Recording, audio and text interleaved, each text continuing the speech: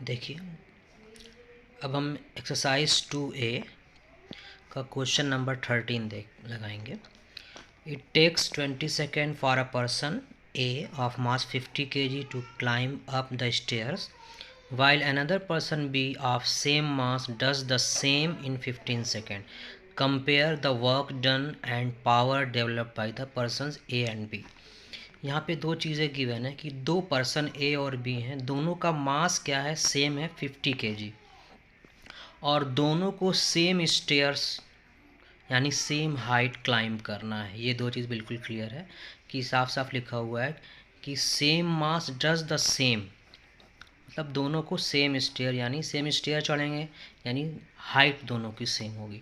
तो यहाँ से देखिए, mass of A is equal to mass of B, इसको 50 kg हमने लिया। Height of A is equal to height of B, इसको हमने h मान लिया, सपोज डेट से। और लेकिन टाइम अलग अलग है। Time taken by A to climb the stairs is 20 second, while time taken by B to climb the stair is 15 second. तो अब फर्स्ट पार्ट पूछा है कि कंपेयर करना है उनके वर्क डन का। तो वर्क डन का फार्मूला होता है फोर्स इंटू डिस्प्लेसमेंट। तो ए के लिए निकाल रहे हैं, तो फोर्स ऑफ ए यानी weight of A is equal into height of A. तो फोर्स ऑफ ए क्या होगा, mass into acceleration, M A into G into H. M A की वैल्यू 50 है, जी की वैल्यू एज इट इज़ रहने दीजिए। Height को हमने एच और एच ए और एच बी को क्या लिया हुआ है, एच लिया हुआ है। सिमिलरली डब्ल्यू बी यानी वर्क डन ऑफ बी निकालेंगे, तो force of B into height of B. Force of B यानी वेट ऑफ बी यानी mass of B into acceleration into जी।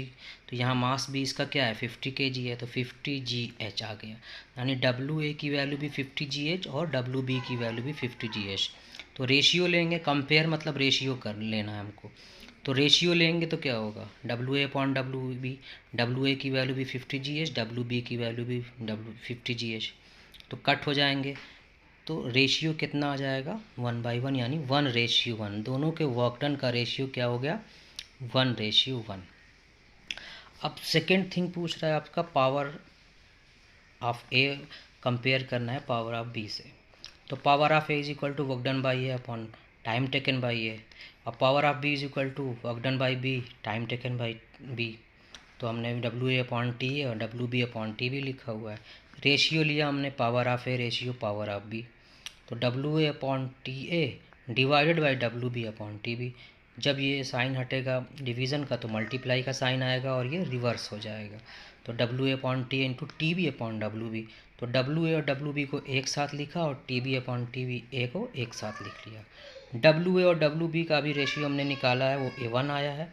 और time taken by B 15 second, time taken A by 20 second. 5 से divide कीजिए, 5 3 ज़ा 15, 5 4 ज़ा 20।